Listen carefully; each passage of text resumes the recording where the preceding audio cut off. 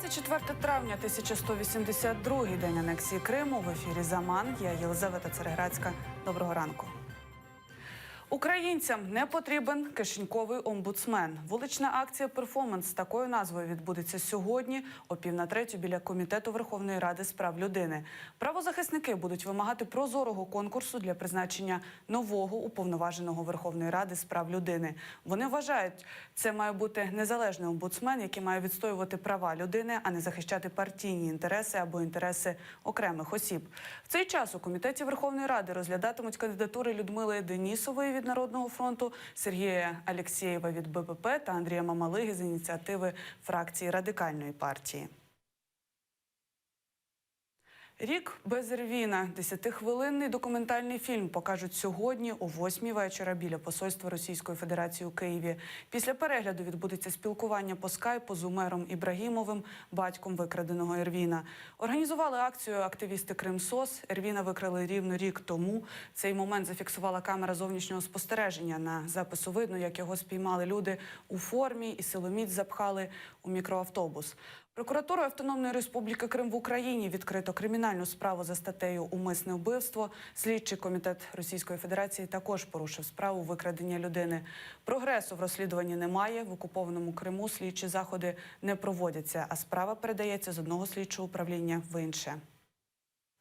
Савченко закликає президента України ветувати рішення про скасування закону свого авторства. Законопроект про внесення змін до Кримінального кодексу України суперечить Конституції, вважає вона. Так званий закон Савченко передбачає зарахування 1 дня попереднього ув'язнення у СІЗО за 2 дні позбавлення волі.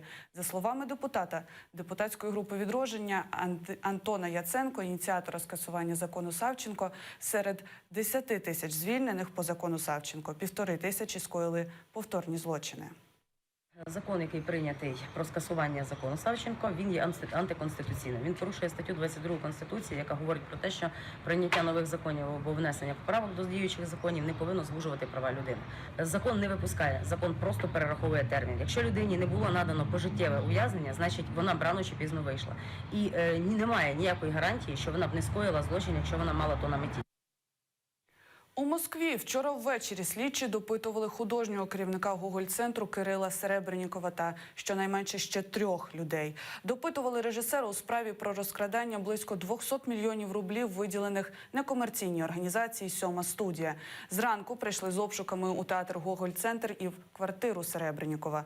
Під час обшуку акторів театру замкнули у великій залі і вилучили в них телефони. Підтримати колег під стіни театру прийшли російські опозиційні політики, актори і режисери. Актриса Чулпан Хаматова прочитала заяву, яку підписали, зокрема, Олег Табаков, Марк Захаров, Євген Миронов, Ліза Боярська, Сергій Гармаш та інші.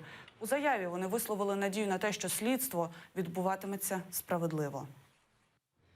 Мы, коллеги и друзья Кирилла Серебренникова и театра «Гоголь-центр» потрясены сегодняшними событиями. Кирилл Серебренников – один из самых ярких российских режиссеров, чьи заслуги признаны не только у нас в стране, но и во всем мире. Мы все знаем его как честного, порядочного и открытого человека. Я считаю, что мы имеем дело с такой примитивной, вульгарной борьбой с инакомыслием. Сотрудники, руководители Гоголь-центра никогда не занимались политикой, они занимались культурой. Но у них очевидно иная система ценностей, система взглядов, чем у тех людей, которые обитают в коридорах власти. Вот ровно из-за этого и происходит эта атака. На цю годину це все. У студії програми «Уян Халким», Уян Бадьорі та веселі, Гульсум Халілова та Лідія Полянська вже чекають на вас.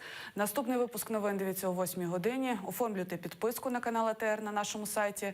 Нам потрібна ваша підтримка і залишайтеся з АТР.